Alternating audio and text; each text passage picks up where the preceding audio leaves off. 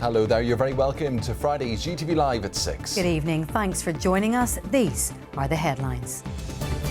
Shock in West Belfast after a man is murdered in Donnelly. Detectives are questioning a man about the stabbing. There's no words for it. It's just absolutely heartbreaking, and the sorrow is being felt right across this community. UTV can reveal almost 70 schools in Northern Ireland are waiting for new buildings, with some set to wait at least 15 years from when they were announced. And farming on the shores of Lough Neagh, we look at the role of agriculture in creating and solving the blue-green algae crisis. Also tonight, we keep pace with race ace Martin Donnelly as he talks about inspiring Brad Pitt's blockbuster F1 movie.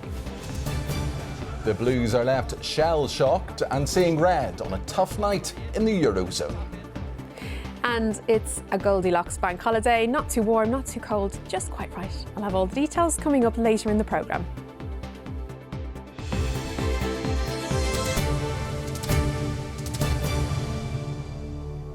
Police have launched a murder investigation after a man was stabbed in West Belfast.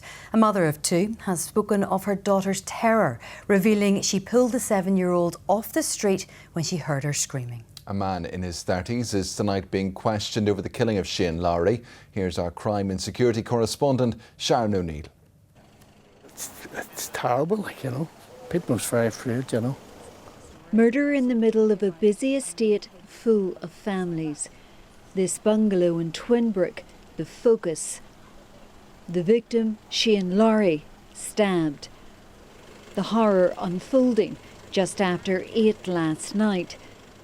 The bungalow in this terrace row straddling 2 streets and right beside a busy shop. Children caught up in the chaos and confusion. I'm meant to help. You're meant to protect your kids from all this. You don't think it's going to happen here? This mother's 7-year-old daughter, one of them. I heard her screaming. And I heard the police cars. And I looked at my window. I could see from my window there was police everywhere. So I ran and got her. I just brought her in. She was crying. She was crying, asking what's going on. She was shaking. Seeing her like that? It's not nice. It's not nice. 7 years of age? 7, yeah. 7 years of age. And I was going to have nightmares for weeks. Arrested, a man in his 30s, in a major police operation involving officers from the Specialist Arm Response Unit. The suspect still being questioned by detectives. Almost 24 hours on, as you can see, the scene remains sealed off. You can't see them, but forensics are still inside the bungalow at the centre of this murder investigation. Police at pains to reassure this community they're not seeking anyone else in connection with their investigation. As born and raised here, it's nothing. We don't want to ever see this in our community because we know there's a family at the centre of this. We all know each other, and everybody around here will know the family. They will rally around the family, and their thoughts and prayers will be with the family. Look, a family's been torn apart here, and there's no words for it. It's just absolutely heartbreaking, and the sorrow is being felt right across this community. Somebody's life's been taken. It just doesn't even seem real. It seems like it's something you see on the news. Yeah, it's just not fair. And the poor family too. That family now preparing for a funeral after a summer's night ended in the murder of their loved one. Sharon O'Neill, UTV Live.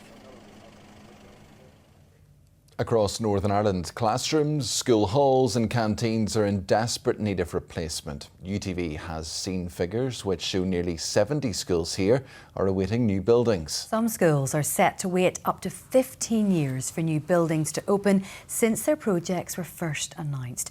The Education Minister says he is frustrated and needs more funding. Stuart Robson reports. Our buildings were built in the 1950s. They're beyond their design life. They're degrading and we're in need of new buildings. In a place where futures are built, these walls are due to come down. Fort Hill College might sound strong in name, but its physical stature is old and peeling away. buildings are no longer fit for purpose.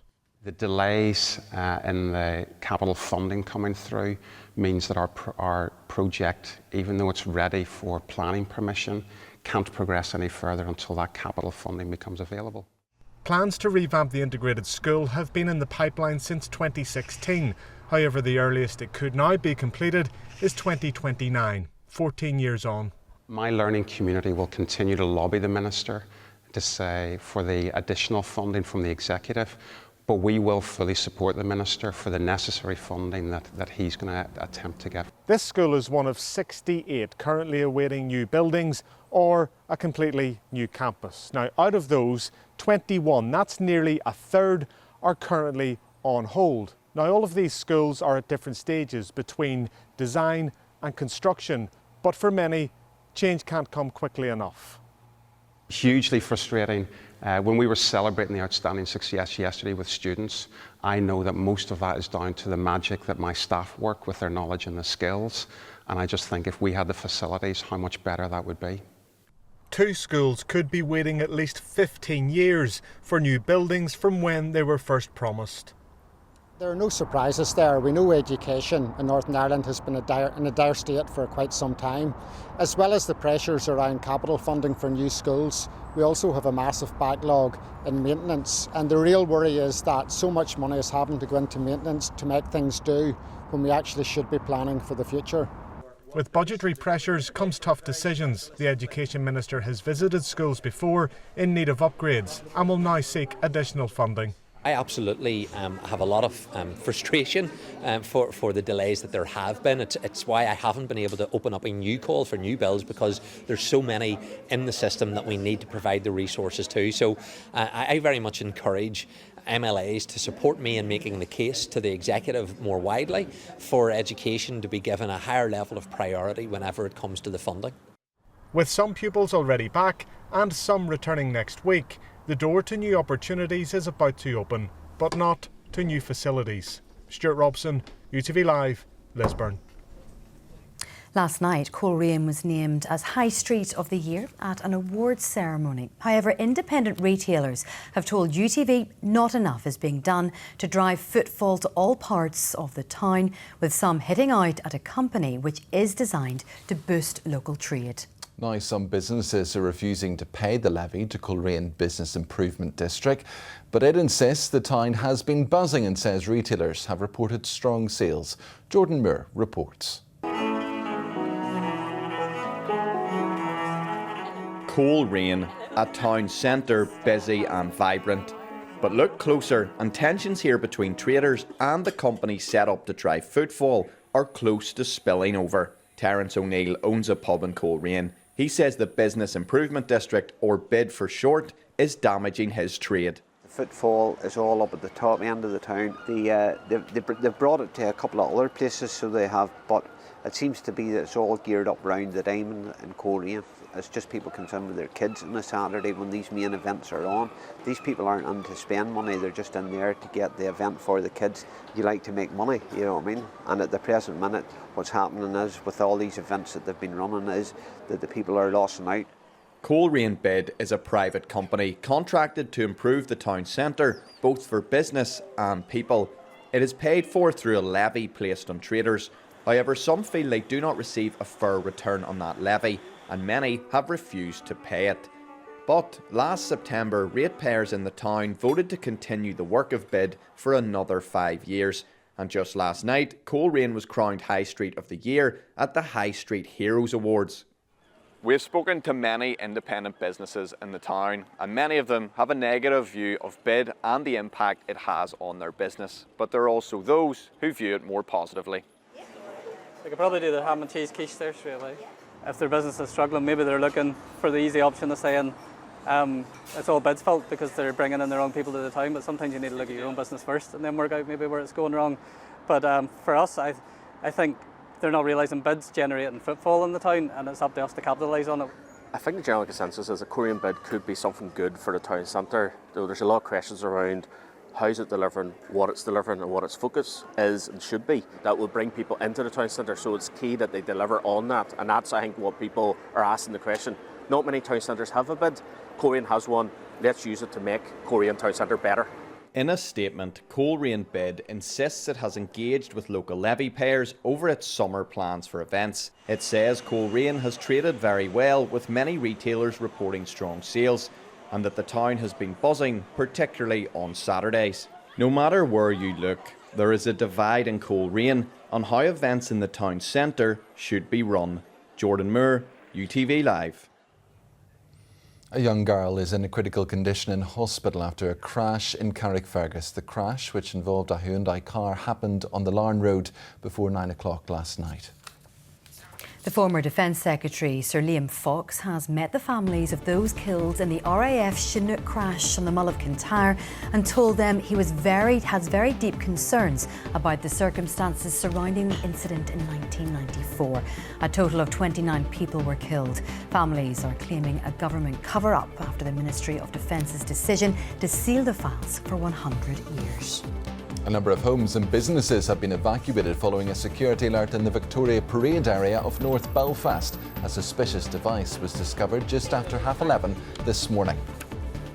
One of Strabhan's most historic buildings has been extensively damaged in an arson attack. The blaze gutted much of Milltown House, which was the home of hymn writer Cecil Frances Alexander in the 19th century. It's where she wrote hymns, including All Things Bright and Beautiful.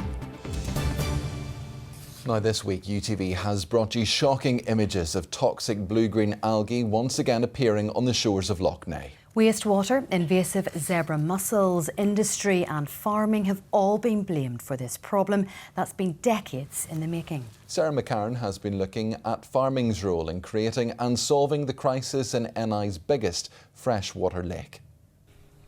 It's plain to see how bad the blue-green algae situation is on Lough Neagh. But who is to blame for this complicated issue is about as clear as this water. The finger has often been pointed at the agri-industry, which some modelling shows contributes 62% of the nutrients in the loch. Nutrients like phosphorus feed this infamous algal bloom. This is Michael Maharg, who describes himself as a nature-friendly loch shore farmer. I don't use slurries, I don't use artificial fertilisers, and I keep vet meds and pesticides and herbicides to an absolute minimum. He acknowledges that his way wouldn't suit all farming peers, but with the Lough Neagh partnership, he's hoping small changes could make a big impact. Not huge changes, but marginal changes with 13,000 farmers or businesses within the catchment will make a big improvement. And if we can do that and start doing that now, over time that will reduce the amount of nutrients going in. And farmers are very concerned about their environments, always concerned about their environment. And so if they're shown a way to do that, and there's a bit of encouragement through funding to do that, I think they will be very much involved and engaged with doing it. Changes to rules on nutrients farmers can use to fertilise their land are pending as a new version of a nearly 2-decade-old nutrient action plan to reduce phosphorus output is being considered. The Ulster Farmers Union is due to meet the Minister about that next week.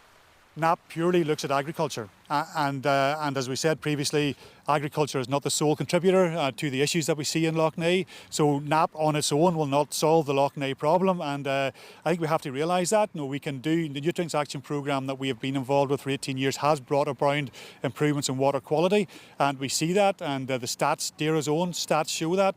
From 2012 to 2022 we saw a 15% drop in the phosphorus surplus from agriculture at the same time as we saw a rise in the phosphorus we measured in our rivers. So as agriculture is reducing its phosphorus surplus, we're seeing the surpluses in our water increasing, and that to me suggests that there has to be other sources of phosphorus. Stormier weather in the winter will make it look like this blue-green algae has gone away, but those who live here know it'll keep coming back without some changes. There was a bloom of algae in the 1970s, I remember that being talked about. And so these things can happen over time and in different weather conditions, but now it's happening every year. It's a reflection that the loch is saying, I can't cope with what's coming to me every year now. You're hurting me, you're injuring me. Yes, hello from the Lough Shore here in Antrim. Well, we asked Dara about those calls for a multi-sector approach, and a statement said that the Minister has been very clear that farming is just one part of this and that everyone has their role to play in improving water quality. It said that other factors include climate change, invasive species and sewage pollution. Now, earlier this week we heard from Minister Andrew Muir. He said that the situation here is distressing, devastating and depressing. But of the 37 points within his Lough Neagh action plan, 14 are completed already and 22 are underway. The next steps now, as we know, more meetings with the farming community and with environmental groups next week.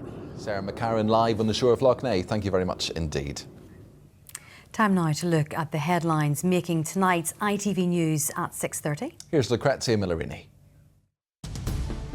Coming up on tonight's ITV Evening News, the government will fight the closure of the Epping Asylum Hotel in the courts as more protests are planned for the weekend.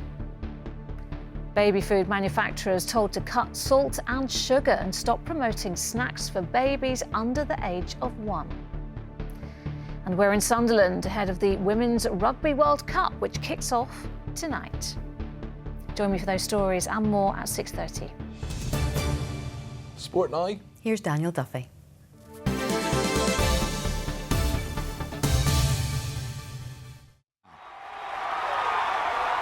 What a drive. John Mulholland Motors, sponsors of UTV Sport.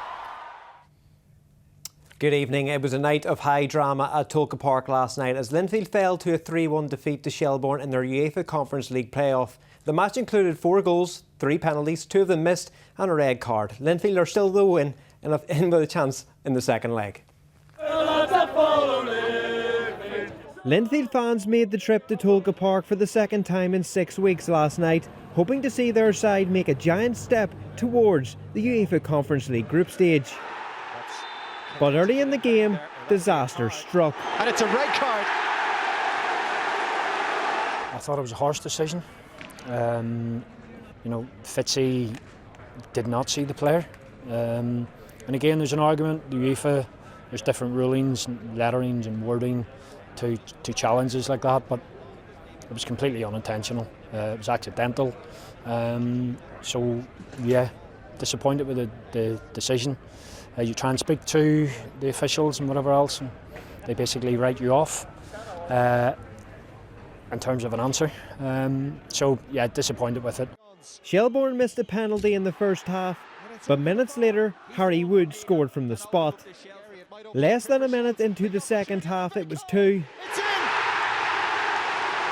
But Kieran Offord then pulled one back for the Blues. Offord then had the chance to level, but couldn't convert his penalty. The hosts made it 3 to secure the win. We had moments in the game, big moments in the game that we passed up. We gave away disappointing goals, but credit the players. I was proud of their efforts. They kept going. We defended as well as we have done in our European campaign, as well as this year. So we'll look to take that into the game next week. We will need to score twice at least, and the players are still believing, capable. I still believe they're capable of certainly getting a couple of goals next week. We drew with Shells at Windsor last time. Potentially we had 1 or 2 good opportunities we passed over. The other 2 games that we played, we've won 2-0. So Fitzy will obviously miss next week. So we'll have to look and see what other possibles, potentials that we're going to. Who's going to come in and fill the absence. David Healy speaking to me last night. Meanwhile, in golf, Rory McIlroy carded an opening round of 4 under par at the Tour Championship, which included this stroke of luck on the 18th to help him secure his birdie. He's back on the course now and he is currently 6 under par, 5 shots behind the leader, Tommy Fleetwood. Meanwhile, Ireland kick off their Women's World Cup campaign on Sunday when they take on Japan in Northampton. Scott Beman's side have been boosted by the news that co-captain Adele McMahon has recovered from injury to start the match. Tricky has been training with us back on pitch for a couple of weeks. We had a great hit out earlier in the week. She's ready from what I've seen on pitch. Then she was desperate, chomping at the bit. She's ready. She's performing, and good to bring her experience into a game like this. MMA star Paul Hughes has his eyes set on the world lightweight title as he has been granted a rematch against Usman in October. The pair fought in January when Usman won on a majority decision, and Hughes wants to right that wrong next time around. Rory O'Regan reports. Paul Hughes is a man on a mission.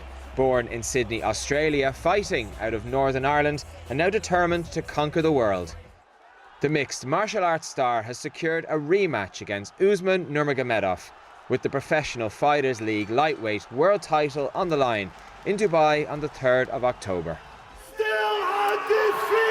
Hughes suffered a controversial loss to Usman in their first fight back in January and now wants to set the record straight. It's everything to me. This is my entire life. This is my life's work to get to this position, to be a world champion. So yeah, it consumes me. It has to.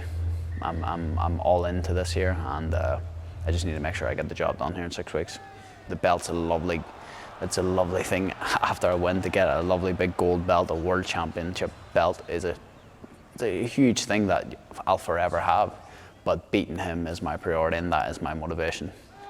Usman is undefeated and a cousin of the UFC legend Khabib. He admitted that he underestimated the Derry man in their first encounter, and Hughes says the Russian will have to be at his very best to beat him again. I don't think he'll underestimate me this time. I think he'll be coming in there as prepared as he has ever been for any fight. I think that his team will not let him come into this fight without maximum preparation because they do not want to lose to that Irish guy. So yeah, I'm expecting the best Usman. The first bout was a contender for Fight of the Year, and the rematch should be one to remember, as Paul Hughes aims to launch himself on the MMA world stage. Rory O'Regan, UTV Live. That's all your sport this Friday. Have a great weekend. What a drive. John Mulholland Motors, sponsors of UTV Sport.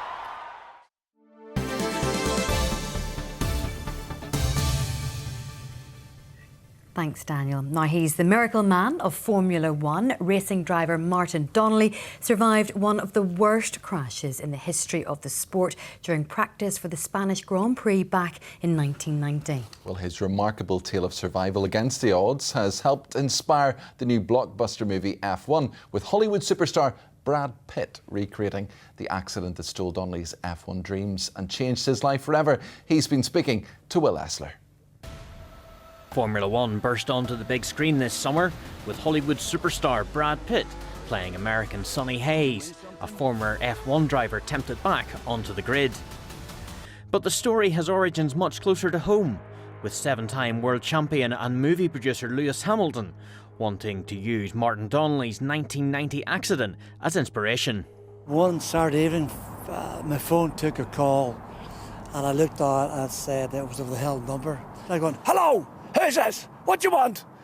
And I said, Lewis, what, look, I'm watching TV, I haven't got time. No, Martin, it's Lewis. I said, Lewis who? He said, Lewis Hamilton. I said, Jesus. I said, Lewis, humble apologies. I said, my phone doesn't often take phone calls from a 7-time world champion. Donnelly then got involved with the movie's production and helped advise on how to recreate a similar crash for Pitt's character, with tests taking place at Silverstone and Brands Hatch. But he was in for a surprise. What shocked me when I went to watch the premiere with my family was I expected to see either the first one or the second one on the big screen. It wasn't shown. What they did was they used the actual footage of the accident and they AI'd Sonny Hayes' helmet undermined his colours. And it wasn't just the accident that provided inspiration. Pitt wanted to fully recreate Donnelly in 1990. I stood a camera shot at the front of the garage. Brad's in there, coming through the door. He's doing things, I said, touch the car, feel the car, talk to it, ask the car to be good today, let's have a good result. And that's exactly what he does. He put the left glove on first, he put the left leg in the car first. And those were all the superstitions that I had, which I see in the film. That Sonny Hayes does exactly the same thing. Even with filming wrapped up, the pair remain in touch. I get the odd case of his products, hamper I should say, comes and it arrives at the door. But to work with, the ultimate professional, something that you never think, a wee lad from Belfast, would ever act and be with the likes of Brad Pitt, who's a Hollywood legend. Who over the world doesn't know Brad Pitt, you know? And sometimes you just have to pinch yourself. What a character, and we'll hear more from Martin on UTV Live. That's at 7 o'clock. You can also find an extended interview with him on ITVX. Just go to the news section and select UTV. Now, just before the weather, take a look at this. A group of dolphins, or a pod, was seen off the coast of Carnlough Bay and was caught on camera by a local boat tour. Maybe they know something we don't know, Sarah. Let's see what the weekend weather has in store. Aisling has all the details. Bringing the warm sunshine outside, inside. UTV weather. Sponsored by the Grant Arona R290 heat pump. Hello there, and a very good evening to everyone at home. We've had a fair amount of cloud around through today, and as we head into the bank holiday weekend, it's still looking likely that there are some showers around on Saturday. We've seen that signal all week, but a little bit more clarity as to where those showers are going to be. Overall, looking fine on Sunday with some sunny spells around, and it is warming up on Monday, and Monday could be a little bit interesting in the forecast. The maximum temperature ever recorded on a bank holiday Monday in August was 23.8 degrees Celsius. That was in Banagher back in 1983. It's possible we could get 24 degrees, so that record could be broken. And something to note as well is that ex-Hurricane Erin, as while it's well out in the Atlantic, it is starting to generate some swell, and you'll notice that by Sunday and into Monday. So if you're near any Atlantic coastal sites, definitely something just to bear in mind, and make sure you check the coastal forecast if you are headed out west and north. And so as we head through the rest of tonight, it's dry, a little bit cloudy, temperatures dropping back to 16 degrees Celsius, quite mild to start off with on Saturday morning, but cloudy. Now throughout the weekend, we're going to hang on to that southerly breeze, so it's never going to feel particularly cold, but a very weak weather front behind me will introduce some cloud, mainly out to western areas, and that's where we're most likely to see the showers. The further east you are, so the likes of Antrim down, running into parts of Armagh, best of the sunshine here, and those showers possibly developing into the afternoon, but they certainly will be much more isolated, so you're more likely to get away with a dry day here. Temperatures then getting up to 21 degrees Celsius. Across the rest of Ireland, the best of the sunshine is down to the southwest. It's quite warm as well, temperatures of 23 degrees. Certainly some sunshine around on Sunday, and it's dry, and the possibility of 24 by Monday. Bye-bye. UTV weather, sponsored by the Grant Arona R290 heat pump. Well, thanks for watching UTV Live this evening. Paul will be back with the late news at around 10:30. Let's hope you can join me then. The ITV News continues now with Lucrezia, but from all of us here, have a very good evening.